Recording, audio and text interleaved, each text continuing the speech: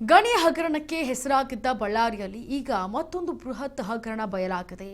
ಗಣಿ ಮಾಫಿಯಾದ ಕಿಂಗ್ ಪಿನ್ಗಳು ಈಗ ಭೂಮಾಫಿಯಾದಲ್ಲಿ ಸಕ್ರಿಯರಾಗಿದ್ದು, ಅಧಿಕಾರಿಗಳ ಕುಮ್ಮಕ್ಕಿನಿಂದ 6 ಎಕರೆ ಸರ್ಕಾರಿ ಭೂಮಿಯನ್ನ ಕಬಳಿಸಿದ್ದಾರೆ ಎನ್ನುವುದು ಗೊತ್ತಾಗ್ತಾ ಇದೆ. ಹೈಕೋರ್ಟ್ನಲ್ಲಿ ನಕಲಿ ಆದೇಶವನ್ನೇ ಸೃಷ್ಟಿಸಿ ಅಸಲಿ ನಕಲಿ ಆಟವನ್ನ ಆಡಿದಂತಹ ಆರೋಪದಡಿ ಇದೀಗ ಪಣಿರಾಜ್ ಅಬ್ದುಲ್ ರೆಹಮಾನ್ ಸೇರಿ 9 ಅಧಿಕಾರಿಗಳನ್ನು ಸಸ್ಪೆಂಡ್ ಮಾಡಲಾಗಿದೆ. ಮಹಾನಗರ ಪಾಲಿಕೆ ವ್ಯಾಪ್ತಿಯಲ್ಲಿ ಕಂದಾಯ ಇಲಾಖೆಗೆ ಸೇರ್ತಕ್ಕಂಥ ಕರ್ನಾಟಕ ಸರ್ಕಾರದ ಒಂದು ಜಮೀನು ಅಂದ್ರಾಳ್ ಭಾಗದಲ್ಲಿ ಬರ್ತದೆ. ವಾರ್ಡ್ ನಂಬರ್ 8ರಲ್ಲಿ ಸರ್ವೆ ನಂಬರ್ 101 ಅಂತ ಹೇಳಿ. ಆ ಸರ್ವೆ ನಂಬರ್ 101ರಲ್ಲಿ ಒಬ್ಬರು ದುರ್ಗಣ್ಣ ಅಂತ ಹೇಳಿ ಅನಧಿಕೃತವಾಗಿ ಕಲ್ಟಿವೇಷನ್ ಮಾಡ್ತಾ ಇದ್ರು. ಆ ಕಲ್ಟಿವೇಷನ್ ಬೇಸ್ ಮೇಲೆ ಫಾರಂ 53 ಹಾಕಿ ನನಗೆ ರೆಗ್ಯುಲರೈಸ್ ಮಾಡಿರಿ ಅಂತೇಳಿ ಕಂದಾಯ ಇಲಾಖೆಗೆ ಅಪ್ಲಿಕೇಶನ್ ಹಾಕಿದ್ದಾರೆ.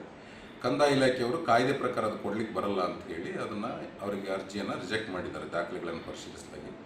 ಅದರ ನಂತರ ಇವರು ಯಾವುದೋ ಆನರಬಲ್ ಹೈಕೋರ್ಟ್ದು ಒಂದು ರಿಟಿಪಿಟಿಷನ್ ನಂಬರ್ ಹಾಕಿ ಕೆಲವು ದಾಖಲೆಗಳನ್ನು ಕ್ರಿಯೇಟ್ ಮಾಡಿ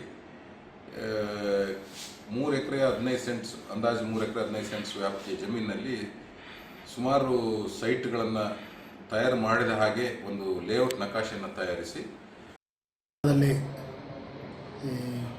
ಒಂದು ವಕ್ಫ್ ಬೋರ್ಡ್ ಆಸ್ತಿ ಮತ್ತು ಆಮೇಲೆ ಅಂದ್ರಾಳ್ 101 ಸರ್ವೆ ನಂಬರ್ನ ಅಂದ್ರಾಳ ಪ್ರದೇಶದಲ್ಲಿ ಒಂದೇನು ನಮ್ಮ ಅಧಿಕಾರಿಗಳು ಮತ್ತು ಕಂದಾಯ ಅಧಿಕಾರಿಗಳು ಸೇರಿ ಬೆಳಕಿಗೆ ಬಂತು ಒಂದು ಪ್ರಕರಣ.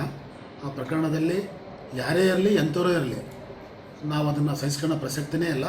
ಈಗಾಗಲೇ ನಮ್ಮ ಆಯುಕ್ತರು ಆಮೇಲೆ ಇಲಾಖೆಯ ವತಿಯಿಂದ ಏನು ನಾವು ಕ್ರಮ ತಗೊಳ್ಬೇಕು ಆ ಕ್ರಮ ತಗೊಂಡಿದ್ದೀವಿ. ಆಮೇಲೆ ಅಮಾನತ್ನಲ್ಲಿ ಕೆಲವು ಮಾಡಿದ್ದೀವಿ.